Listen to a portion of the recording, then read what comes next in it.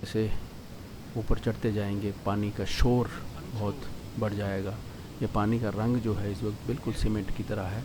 इसमें बहुत सारी सिल्ट भरी हुई है, सिल्ट आ रही है इसमें, जिसके कारण ये पानी का रंग जो है वो बिल्कुल सीमेंट की तरह हो गया है।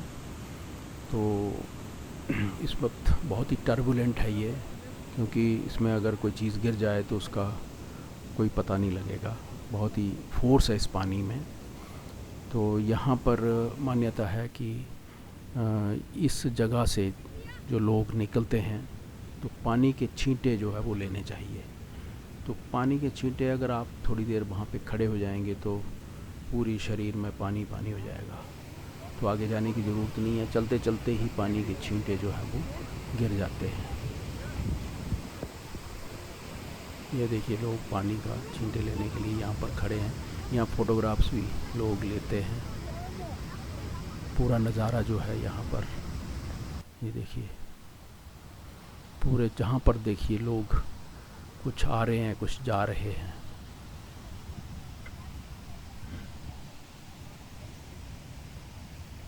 ये सेल्फी पॉइंट भी है, पर ये बहुत आगे नहीं जाना चाहिए। यहाँ ठंडा भी बहुत ज़्यादा है, बहुत ज़्यादा ठंडा है यहाँ पर,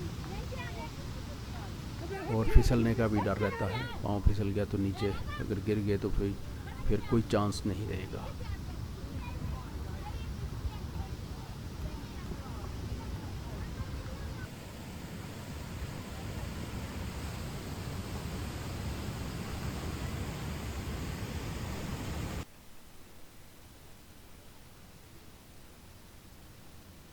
यहाँ पर एक तो लंबा रास्ता है जहाँ से घोड़े चलते हैं, चौड़ा भी होता वहाँ पे, लेकिन कई जगह पे ये बिल्कुल शॉर्टकट भी बनाए होते हैं। शॉर्टकट से क्या है, थोड़ा जल्दी पहुँच जाते हैं, लेकिन उसमें थोड़ा डेंजर भी रहता है। वो लोगों ने अपने आप ही बनाए हैं, वो मतलब गवर्नमेंट ने नहीं बनवाए हैं, पर पत्थर गिरने का थोड़ा सा खतरा रहता है।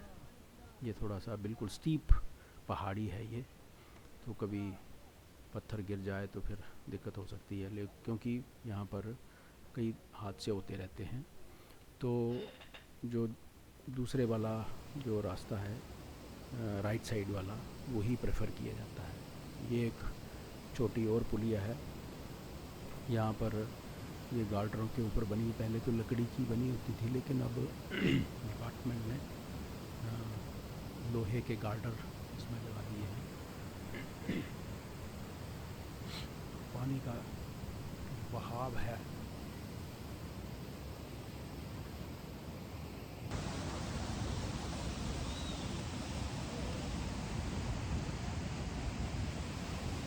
यहाँ पर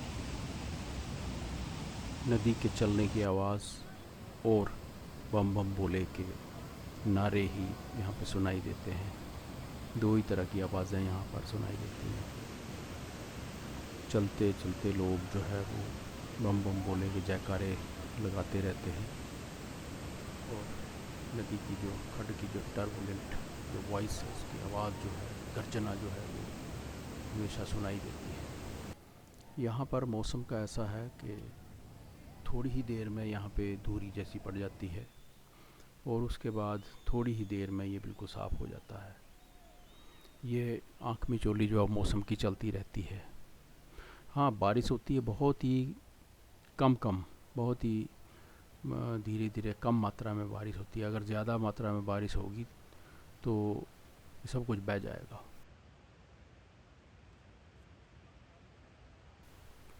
लोग निरंतर निरंतर अपने गंतव्य की ओर बढ़ते रहते हैं। थोड़ा थोड़ा कभी 2 मिनट का ब्रेक ले लेते हैं, और उसके बाद फिर से चढ़ना शुरू कर देते हैं, क्योंकि अगर ज़्यादा देर तक बैठेंगे तो ठंड लगनी शुरू हो जाएगी, खून थोड़ा ठंडा पड़ना शुरू हो जाएगा। हाँ, ये देखिए, ये शिव घाट, यहाँ पर शिव घाट है गौरीकुंड से, ये 4 किलोमीटर पीछे है। तो यहाँ पर मान्यता है कि एक आवाज़ आती है जैसे घाट के चलने की। यहाँ पर दीवार में ये पत्थर के साथ कान लगा करके लोग यहाँ पर सुनते हैं, तो ऐसा प्रतीत होता है कि जैसे ये घाट चल रहा है। तो मान्यता के अनुसार ये माना जाता है कि ये शिव जी यहाँ पर घराट चलाते हैं। अब इसमें क्या सच्चाई है ये पता नहीं है। ये देखिए कितना ज़बरदस्त, बिल्कुल चौरस ये पत्थर का ये एक चट्टान है। ऐसा लग रहा है जैसे ये इसको काट करके यहाँ पे बिछाया हुआ है अपने आप। बहुत ही बिल्कुल प्लेन है ये बिल्कुल।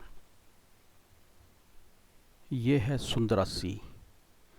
यहाँ से गौरीकुंड जो है लगभग 3 किलोमीटर है और यहाँ तक ही सारी जो एनर्जी एग्जॉस्ट हो जाती है। कई बार लोगों को यहीं से घोड़ा करना पड़ता है क्योंकि आगे चढ़ाई जो है वो बहुत ज़्यादा है। ये देखिए ये सारा रास्ता जो है, वैसे तो कई बार यहाँ पर बर्फ़ होता है, यहाँ पर एक ग्लेशियर मिलता है, लेकिन इस बार ग्लेशियर नहीं है, पिघल गया है पहले ही। तो ये देखिए ऐसा लग रहा है जैसे हम बिल्कुल बादलों के पैरेलल पहुँच गए हैं। कितना सुंदर व्यू है ये, बहुत ही ज़बरदस्त नज़ारा है। तो आज ये रहेगा हमारा आशियाना। आज हम यहाँ पर रहेंगे। यहाँ पर एक व्यवस्था है कि कुछ कैबिन्स बनाए हैं 6-6 लोगों के लिए। तो 6 लोगों के लिए यहाँ का रेंट जो है वो लगभग 3000 रखा होता है। अब हम गौरीकुंड पहुँच चुके हैं। ये गौरीकुंड से बिल्कुल ठीक नीचे सुंदरासी तक, ये सुंदरासी जगह है। तो सुंदरासी से ये गौरीकुंड जो है वो लगभग 3 किलोमीटर है और 3 किलोमीटर ये बहुत ही ज़्यादा चढ़ाई है। ये देखिए बादलों को, बहुत ही प्यारे, बहुत ही सुंदर लग रहे हैं। तो बादलों को इतने नज़दीक से देखने में अच्छा लगता है। हाँ ये देखिए पहले दर्शन कैलाश पर्वत के। ये देखिए अभी थोड़ा सा यहाँ पर बादल है। ये है कैलाश पर्वत। ये भी थोड़ा सा ग्लेशियर नज़र आ रहा है।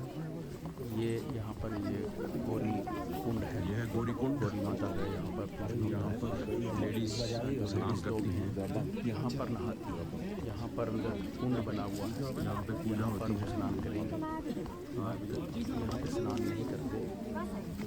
इसके आगे जो जगह है लगभग मणि महल जिसको कहते हैं, डल लेक है, वो 1.5 किलोमीटर होगी, लेकिन बहुत समय लगता है वहाँ पर पहुँचने के लिए एज़ यूजुअल। लेकिन ये होता है कि ज़रा अगर रेस्ट कर ली, जैसे पिछले दिन पहुँच गए हो तो अगले दिन थोड़ा आसान रहता है। लेकिन अगर सीधे ही नीचे से आए और ऊपर मणि महल तक जाना है तो बहुत मुश्किल हो जाता है। तो हम रात को यहाँ पे रुके थे तो हमें कोई ज़्यादा दिक्कत नहीं आ रही है चलने में, और मौसम बिल्कुल खुल गया है। ये देखिए ये कैलाश पर्वत है। बम बम बोले।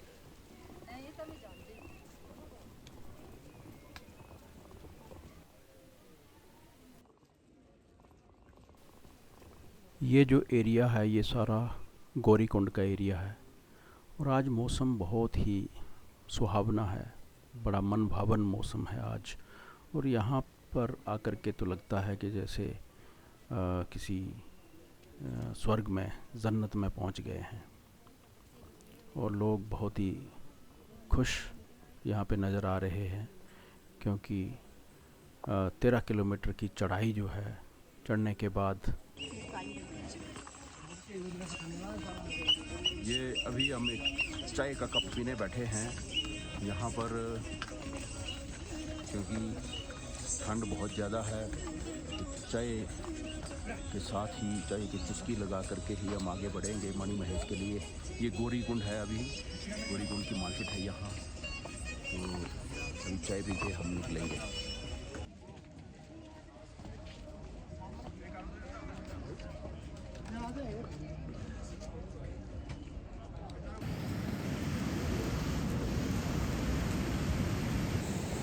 ये है भुजला का पुल।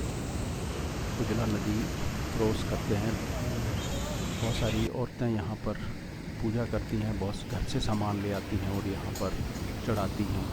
उनकी कुछ मान्यताएं हैं कि कई लोग गाय का दान यहाँ पर करते हैं, चांदी या तांबे की या पीतल की गाय यहाँ पर अर्पित करते हैं मान्यता के अनुसार। तो ये बस पुजला क्रॉस करके अब सीधे ये देखिए ऊपर ये जो टेंट नज़र आ रहे हैं इसके बिल्कुल ठीक पास हेलीपैड है। और हेलीपैड यहाँ से हेलीपैड से जो शिव कुंड है वो लगभग 1.25 किलोमीटर होगा, लेकिन चढ़ाई ज़्यादा है, ज़्यादा भी नहीं है, लेकिन यहाँ पर ऑक्सीजन की थोड़ी थोड़ी कमी रहती है तो एनर्जी थोड़ी एग्जॉस्ट हो जाती है। तो यहाँ पर भी धीरे धीरे चलना पड़ता है। लेकिन खुशी की बात ये होती है कि अब लोगों को लगता है कि अब हम पहुँचने ही वाले हैं, तो उत्साह थोड़ा सा बढ़ जाता है। कुछ लोग कहते हैं कि हम चल नहीं सकते। ये देखिए एक एग्जांपल, इन भाई साहब की दोनों टांगें नहीं हैं, लेकिन फिर भी हौसला बुलंद है। ये वॉकर के साथ भी मणिमहेश पहुंच चुके हैं, भले ही घोड़े में ही सही, लेकिन जज्बा होना चाहिए, हिम्मत होनी चाहिए।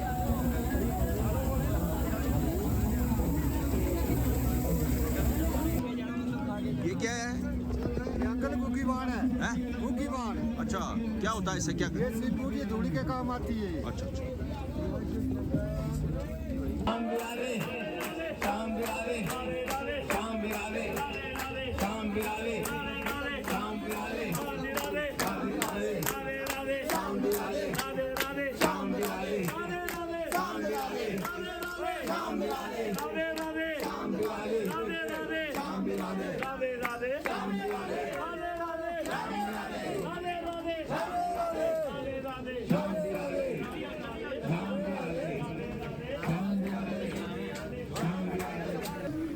यहाँ पर लोगों में पूरा उत्साह है, क्योंकि अब बहुत जल्द पहुँचने वाले हैं। ये देखिए जनरेटर, कितना भारी जनरेटर है ये भी पहुँचा दिया है यहाँ पर। और जो लंगर लगाने वाले लोग हैं या गवर्नमेंट की तरफ से इतनी दूरी तक पहुँचाई जाती है। हो सकता है ये डिसमेंटल करके पहुँचाइए, लेकिन फिर भी घोड़ों में या हेडलोड में पहुँचा देते हैं। तो क्योंकि बिजली का जो साधन है वो यही है, जनरेटर, या फिर यहाँ पर कुछ लोगों ने सोलर लाइट्स भी लगाई हैं, सोलर चार्जिंग सिस्टम लगाए हैं। पर इस पूरे क्षेत्र में कहीं धानछो में मुझे नहीं है। ऐसा लगा कि एक छोटा सा प्रोजेक्ट बनने वाला है, सिर्फ छोटी क्योंकि मोटी वहाँ पर जड़ी बूटियां हैं। डायनमो इसी के और कारण यहाँ पाइप्स वहाँ पर ऑक्सीजन की कमी होती है। लोगों ने, मतलब गवर्नमेंट ने शायद डलवा दिए हैं। तो हो सकता है कि 1-2 सालों में वहाँ पर एक ये जो छोटा पानी सा यहाँ से आ रहा है, प्रोजेक्ट ये बन जाए। डल और रहा है। टावर के डल, जिसको मोबाइल गद्दी टावर भाषा के में लिए जहाँ पर पहाड़ों पर सामान एक देखा तो प्लेन हो सी सकता जगह है होती है कि जहाँ पर 1-2 सालों पानी में इकट्ठा होता है, मोबाइल इसको का डल कहते हैं, टावर इसको भी डल वहाँ लेक भी कहते हैं। तो जहाँ भी डल अगर लेक ऐसा होता है तो होती है, इसका मतलब है डल। कम्युनिकेशन और तो ये बिजली डल लेक जो का पानी प्रबंधन है हो जाए। और ये देखिए सामने ये एक कमल कुंड की तरफ रास्ता से नज़र आ जो रहा ग्लेशियर है, वहाँ ये से पानी आता है। कमल कुंड की ओर जाता है। तो कमल कुंड यहाँ से लगभग 2-2.5 किलोमीटर दूर है, लेकिन सांस फूल जाती है वहाँ तक पहुँचने, और यहाँ से चढ़ दूर जाते हैं। लगता है, और क्योंकि कुछ जो है वो थोड़ी सी ऑक्सीजन कम है। प्लेन से और जुड़ा ये है। जो पानी देख रहे हैं आप, धीरे धीरे यहाँ से बुजला नदी, आते हैं, सो ये वहीं का ग्लेशियर से पानी आता है। और इस पानी, ये थोड़ा थोड़ा करके पानी जब इकट्ठा होता है तो नीचे बहुत ज़्यादा पानी हेलीपैड पहुंच जाता है, रावी में ये जा करके मिलता है। एक ही दिन ये उड़ाने देखिए हुए हैं। हेलीपैड है ये, और मौसम यहीं खराब होने की वजह फ्लाइट्स से आती हैं अब तक के हेलीकॉप्टर की। मौसम तो ठीक हो गया आज तभी उड़ान लगभग 2-3 फ्लाइट्स यहाँ पर आई थी, लेकिन उसके बाद मौसम ख़राब हो गया, और मौसम ख़राब होने से फ्लाइट्स जो हैं वो फिर नहीं भेजी जाती हैं, पैदल ही आना जाना पड़ता है। तो अगर किसी ने हेलीकॉप्टर में आना हो तो वहाँ पर इंतज़ार करना पड़ता है हेलीकॉप्टर के लिए कि बिल्कुल हेलीकॉप्टर हम पहुँच चुके पहुँचेगा कि हैं नहीं। यहाँ से लगभग ये देखिए बिल्कुल 20 झील के ऊंचाई पर अंतिम छोर में डल ये लेक राइट जहाँ साइड में हम पहुँचना चाह रहे थे। वेस्टर्न साइड में ये बड़ी खुशी की बात हमें रास्ता है, अनुभूति हो रही है कि हम ये जो लगभग ये लोग पहुँच जो आ रहे हैं, जो दर्शन मैं अभी आपको करने दर्शन के लिए कराऊंगा। और कुछ लोग ऊपर जा रहे हैं। ये पहला गेट है जो अंदर जाने के लिए, ये देखिए।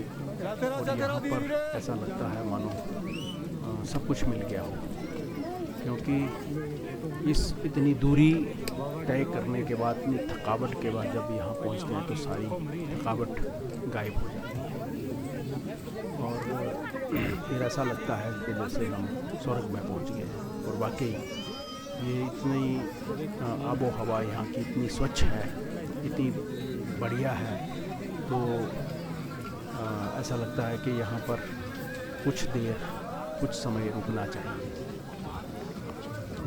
बहुत ही उत्साह है लोगों में, क्योंकि जो घंटियों की आवाज़ वहाँ से आती है या बम बम बोले के नारे जब लगते हैं तो एक अजीब सा उत्साह जो है वो मन में भर जाता है। ये देखिए अभी तक हम चल ही रहे हैं और ये देखिए बिल्कुल झील डल लेक जो है वो बिल्कुल हमारे सामने है और लोगों में बहुत ज़्यादा उत्साह है। काफ़ी बड़ी झील है ये और सबसे बड़ी बात ये है कि ये इसके जो चारों ओर जो पहाड़ियाँ हैं वो इससे डाउन है। ये सिर्फ एक सामने वाली ये पहाड़ी है थोड़ी ऊंची, लेकिन ये पानी कहाँ से आता है ये एक बड़ी सोचने का विषय है, क्योंकि इतनी ऊंचाई के ऊपर जो दूसरी जो कैलाश पर्वत है वो बहुत आगे है, तो हो सकता है कि साइफन द्वारा यहाँ पर पहुँचता हो, लेकिन फिर भी बहुत बड़ी बात है। और ये रिटेन्ड है, यहाँ पर पानी हमेशा बना रहता है। ये कम से कम 20-25 दिन पहले यहाँ पर बर्फ़ थी। जो लोग आए हैं जिन्होंने जो यहाँ पे स्टेटमेंट्स देते हैं कि यहाँ पर बिल्कुल जमी हुई झील होती है और ये सितंबर के बाद यहाँ पे फिर बर्फ़ पड़नी शुरू हो जाएगी। तो ये लगभग 1 महीना तक यहाँ पर ये खुला रहता है, 1-1.5 महीने तक, और बाकी इसमें बर्फ़ ही होती है। तो ये देखिए देखते भी हैं, यहाँ पर आए हैं और यहाँ पर भद्रवाह के लोग भी बहुत ज़्यादा आते हैं और पूरे नारे लगाते हैं और वो जब नारे कानों में गूंजते हैं तो उत्साह जो है वो कई गुना बढ़ जाता है। देखते रहिए, बने रहिए वीडियो के साथ। और ये पूरा कॉम्प्रिहेंसिव वीडियो मैंने बनाने की कोशिश की है कि सारा कुछ यहाँ का आपको दिखाया जाए। इस वक्त जो है ठंड नहीं महसूस हो रही है, तो जब नीचे से पैदल आते हैं तो गर्मी पड़ी होती है, पसीना पड़ा होता है और यहाँ पर नहाने के लिए भी कुछ ऐसा लगता है कि ज़्यादा ठंड नहीं है, तो आराम से आदमी यहाँ पर नहा सकता है। ये देखिए झील बहुत बड़ी और बहुत ही मनमोहक दृश्य है यहाँ पर, और ये पूरा एक परिक्रमा मैं आपको यहाँ पर लगवा रहा हूँ। ये देखिए बीच में पानी में लोग गंद डाल देते हैं और ये एक बहुत ही बड़ी गलत मान्यता है यहाँ पर। मैं प्रश्न चिन्ह लगाना चाहता हूँ, आपसे भी पूछना चाहता हूँ कि ये है कैलाश पर्वत। देखिए तो यहाँ पर नहाने के बाद लोग अपने अंडर गारमेंट्स यहीं पे छोड़ जाते हैं। ये पता नहीं, मुझे समझ नहीं आई, मैंने ऐसा कभी नहीं किया और ये कभी भी करना नहीं चाहिए। मैंने थंबनेल्स में भी बताया कि ये काम नहीं करना चाहिए, तो ये है वो काम, क्योंकि लेक के साथ इतनी पवित्र लेक है ये। मैं तो ऐसा भी समझता हूँ कि प्रशासन को ऐसा भी चाहिए कि चारों तरफ इसके पानी के पाइप द्वारा पानी छोड़ा जाए और उसमें नहाया जाए। लेक में, झील में जो रिचुअल्स के अलावा जो गुर वगैरह हैं वो जाते हैं, वो ठीक है, लेकिन आम पब्लिक के लिए ये यहाँ पर खुले में यहाँ पर नहाना मेरे हिसाब से बंद होना चाहिए। और क्योंकि ये बहुत ही भगवान के रिलेटेड ये झील है तो इसको अपवित्र नहीं करना चाहिए। और यहाँ पर तो लोग अपने अपने गारमेंट्स छोड़ जाते हैं। ये मुझे समझ नहीं आई कि इसके पीछे क्या लॉजिक है। ऐसा होना नहीं चाहिए। तो मैं आह्वान करता हूँ लोगों से, क्योंकि सोचिए अब यहाँ पर लगभग साल में लाखों लोग आते हैं, तो अगर इस तरह से अपने अंडर गारमेंट्स अगर यहीं पे छोड़ जाएंगे तो कौन उठाएगा इसको। और इतनी ठंड है यहाँ पर, ये तो गलेंगे भी नहीं, सड़ेंगे भी नहीं, तो इस तरह से तो ये ढेरों लग जाएंगे यहाँ पर। तो ये गलत बात है, ऐसा नहीं होना चाहिए। अगर किसी के पास इसका कोई लॉजिक है तो कमेंट सेक्शन में बताएं कि क्यों ऐसा किया जाता है। पर मैं तो इसको गलत मानता हूँ और मैं ऐसा कभी नहीं करता हूँ।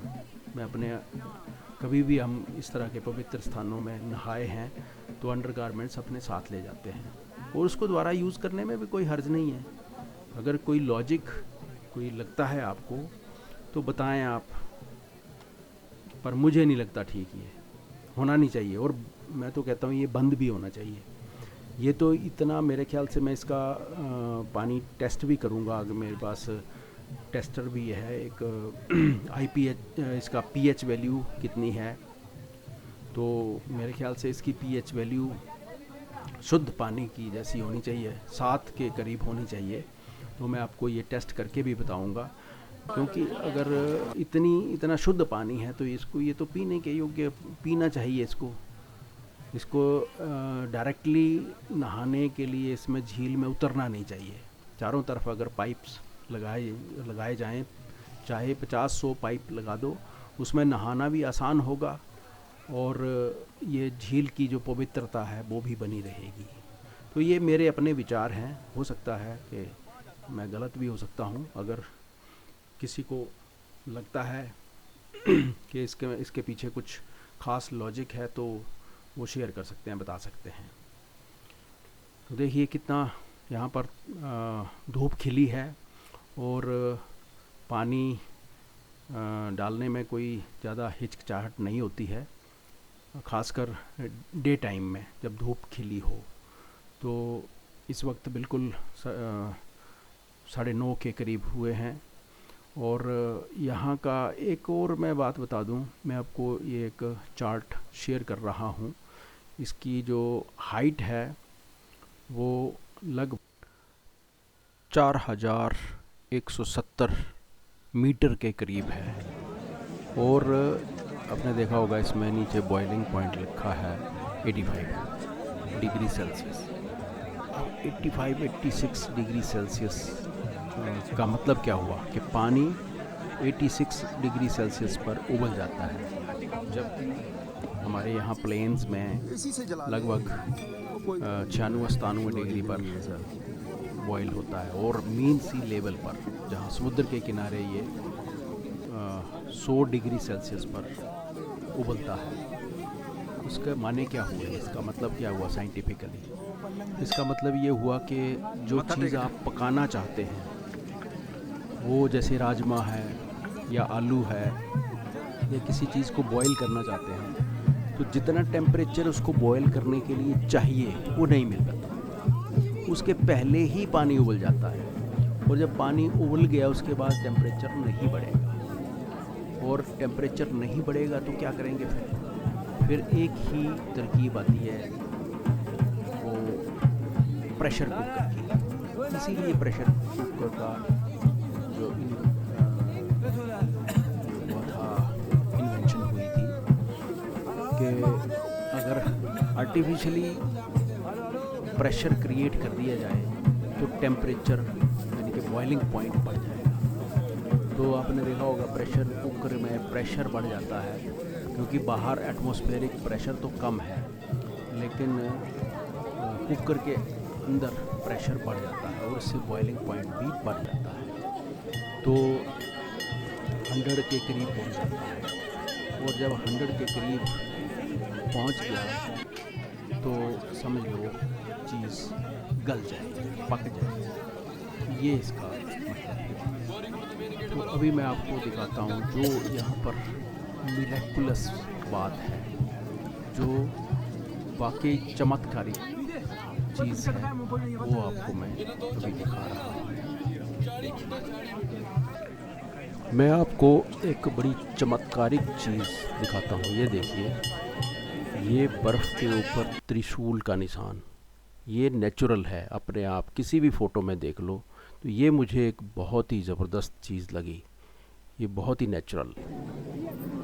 ये कोई आम चीज़ नहीं है, क्योंकि बर्फ़ के ऊपर त्रिशूल का निशान जो है वो हमेशा से ही, हमेशा ऐसे ही देखा मैंने। 3-4 बार गया तो ये ऐसे ही देखा मैंने। तो ये एक चमत्कार है, ये एक मिरेकल है। एक सच्चाई ये भी है कि ये जो सामने पर्वत, कैलाश पर्वत दिखाई दे रहा है, जिसको भगवान का घर, शिव का आलय कहा जाता है, यहाँ पर आज तक दुनिया का कोई भी इंसान चढ़ नहीं पाया है। हालांकि माउंट एवरेस्ट 8,848 मीटर की ऊंचाई पर स्थित है, वहाँ पर चढ़ गए, लेकिन यहाँ पर चढ़ना नामुमकिन है। कहते हैं कि जिसने भी कभी चढ़ने की कोशिश की वो या तो किसी तूफ़ान की चपेट में आ गया या फिर पत्थर बन गया। सांप और कौवे ने भी कोशिश की थी कहने के मुताबिक, तो वो भी पत्थर में तब्दील हो गए। और भी जिसने भी आज तक इटली के कुछ पर्वतारोहियों ने भी यहाँ पर चढ़ने की कोशिश की, वो भी नाकामयाब हुए। मतलब दुनिया का कोई भी इंसान यहाँ पर नहीं चढ़ पाया है। एक बहुत बड़ा और चमत्कार हमारे साथ हुआ। चमत्कार ये हुआ कि हम धनछो से पहले सभी बिछड़ गए। हम 12 लोग थे, तो सभी आगे पीछे हो गए। तो लास्ट में शाम को मैं और मेरे एक मित्र हैं, उनकी बेटी, और एक मित्र हैं, उनका बेटा, हम टॉप पे पहुँचे, लेकिन वो लड़का फिर से बिछड़ गया। अब देखिए, दर्शन करने के बाद दूसरे दिन सवेरे हम वहाँ पर मिले। अब हम वापस आ रहे हैं और ये संद्रासी वापस पहुँचे हैं।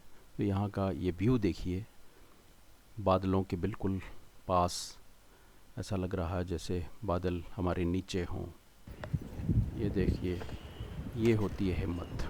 ये है संद्रासी, और यहाँ से हम वैसे नीचे उतर रहे हैं, लेकिन संद्रासी में जब पहुँच जाते हैं तो थोड़ी सी आशा बन जाती है कि अब पहुँचने वाले हैं। और थोड़ा सा ऊपर यहाँ पे एक ग्लेशियर आता है और उसके ऊपर गौरी कुंड है। तो जितना जितना हम चढ़ते हैं उसमें तो थकावट होती है, उतरने में उससे भी ज़्यादा थकावट होती है, क्योंकि पाँव जो है वो धक्का मारते हैं आगे, जो शूज़ हैं, और जो उंगलियां हैं पैरों की, उसमें काफ़ी दर्द हो जाता है और थक भी जाते हैं बहुत जल्दी। क्योंकि जब हम नीचे उतरते हैं या चढ़ते हैं चढ़ाई पे, तो बैठ करके कुछ ना कुछ थोड़ा बहुत खा लेना बहुत ज़रूरी होता है। तो आज हमने डिसाइड किया कि मैगी खाई जाए, मैगी के साथ चाय। अभी चाय भी बनने वाली है और मैगी बहुत टेस्टी बनी है। उसमें थोड़ी सी मिर्च थोड़ी सी ज़्यादा है, पर बहुत बढ़िया बनी है। और व्यू भी बहुत अच्छा है। व्यू इसका यहाँ पे व्यू देखिए, मैं दिखाता हूँ आपको। ये देखिए, यहाँ पर रात दिन लोग चलते रहते हैं। कोई घोड़ों पे चल रहा है, कोई पैदल चल रहा है, कोई आ रहा है, कोई जा रहा है। ये देखिए, ये रास्ता कभी भी बंद नहीं होता, सूना नहीं होता।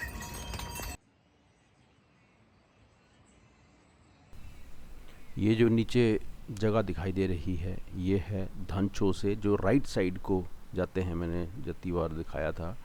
तो ये धनछो वाला जो रास्ता है ये थोड़ा सा सेफ़ है, लेकिन हम गलती से बंदर घाटी से होकर के आ रहे हैं, क्योंकि आगे थोड़ा सा रास्ता ब्लॉक था, लोग आ जा नहीं रहे थे, तो हम भी उसी रास्ते में आ गए। तो बाद में पता चला कि ये तो बंदर घाटी वाला रास्ता है। हाँ, इसमें थोड़ा सा फिसलन वगैरह भी है और ज़्यादा कीचड़ है यहाँ पर, और पत्थरों का गिरने का भी डर है, लेकिन अनजाने में हम यहाँ इस रास्ते से आ गए। लेकिन ठीक है, पहुँच गए नीचे। अब तो बिल्कुल हम धनछो में ही पहुंचने वाले हैं, उसके बिल्कुल नज़दीक 100-200 मीटर आगे है ये। और ये देखिए, ये लोगों ने लंगर लगा रखे हैं यहाँ पर, वार्षिक लंगर। ये लोग बड़ी दूर दूर से आते हैं, पंजाब से हैं कोई, और कोई दिल्ली से है, कोई कहीं से है। ये लोग अपनी आस्था जो है वो लेकर के लोगों की सेवा करते हैं यहाँ पर। ये देखिए, हर चीज़ उपलब्ध है यहाँ पर खाने में। सवेर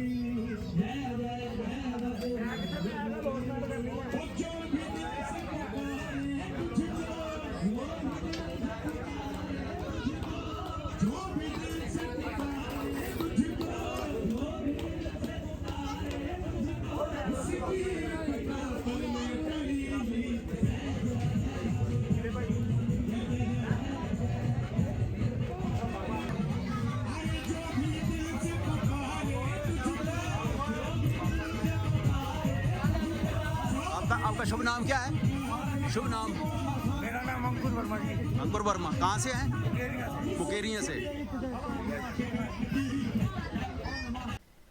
अब हम नीचे हडसर में पहुंच चुके हैं, जहां से पैदल यात्रा शुरू होती है।